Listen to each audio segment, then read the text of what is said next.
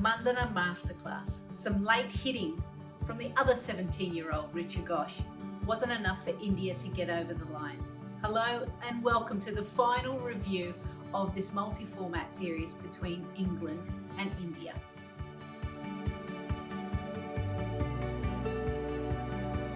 Going into this final match, India needed to win in order to draw out the series, which would be an amazing feat given the fact that they were behind England all the way through this multi-format series. Things went their way at the toss and they had no hesitation in electing to bat. So quick summary of what happened in the game. Smriti Mandana, top scorer with 70 odd. Harmanpreet Kaur found a little bit of form again, but again getting out in the 30s. 153 seemed about 20 to 30 runs short. England bowlers stood up well. Catherine Brunt picking up 2 wickets. Nat Siver, although only picking up the 1 wicket for such a great economy rate. And Sophie Eccleston always in the wickets with a 3-for. As for England, well, Danielle Wyatt suddenly repaid the faith that the selectors had by top scoring and winning player of the match. It was a great partnership between Danielle Wyatt and Nat Siver, over 100 runs, that made sure that England got across the line with an over and a bit to spare. So let's go through the game in a little bit more detail. Now, the battle that we have loved throughout this series has to be Catherine Brunt bowling to Shafali Verma. And unfortunately, for all of us spectators and Indian fans, it didn't last long in the final match.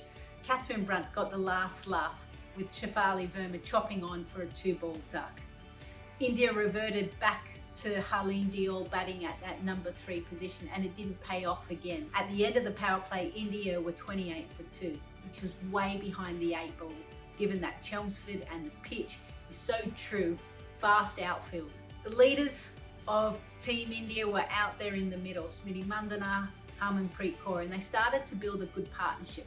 But they did take their time in getting going. It wasn't until the 10th over that they decided to shift gears.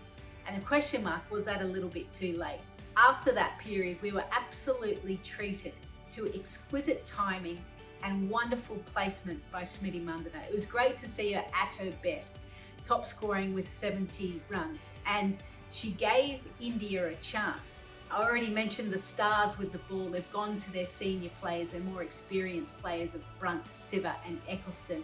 And that's why England are a formidable team, because their experienced players know when to turn up. Same thing can be said from the batting department. Danielle Wyatt, we spoke about her coming into this England T20 side, having missed out in the one-day international team, wanting to set the record straight. She has scored 2 international hundreds in this format, and she showed us why, again, she can be so destructive at the top. 89 not out to ensure that England were able to secure victory. That partnership between her and Nat Siver, just wonderful play, because you've got a Danielle Wyatt who's so strong and powerful coming down the ground, and then you've got Nat Siver, who we heard on commentary from Lydia Greenway, and I have to agree with her, hits the ball probably the hardest along the carpet out of any female player playing the game. That 100-run partnership, you could see that the shoulders dropped from India. They were trying to find a way of picking up a wicket, and unfortunately also Arundhati Reddy got injured on the sideline and didn't take part in the rest of the innings, which meant that India were without a seam bowler. In the end, England just too good in chasing down probably a par score. So England win the series 10 points to 6. Player of the series, and we've mentioned this throughout this multi-format series, that Nat Siver has been the star. She has been so good with the bat that she literally walks out into the middle and she's playing sometimes on a different pitch compared to anyone else. So good with the ball. We're starting to see her repertoire with the ball.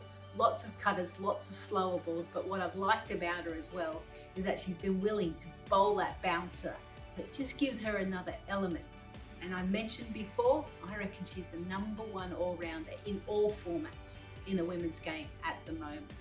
As for India and their bowlers, we get a sense that when the pitch is hard and flat and there's pace and bounce, their spinners just aren't as effective. And you look at their economy rates, that the Indian bowlers were able to achieve in this final T20 match, and they're not pretty. So moving forward, India need to find a way, need to find bowlers that are able to stem the flow of runs on pitches that don't give a lot to their bowlers. No doubt they'll go back, they'll have a camp before they come out to Australia, and they'll try and find and develop the players that they have, or maybe find someone completely new. But there is still a little bit of work to do for India, but there is some pleasing signs moving forward.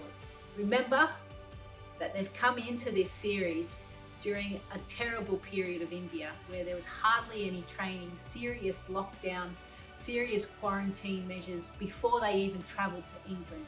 So they were limited in the amount of cricket preparation that they could have. But one thing that we saw throughout, that India fight, and they fight hard, and they never give up, and that is a great quality to have.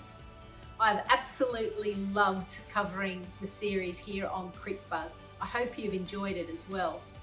I'm going to get back to you with my report cards, so stay tuned.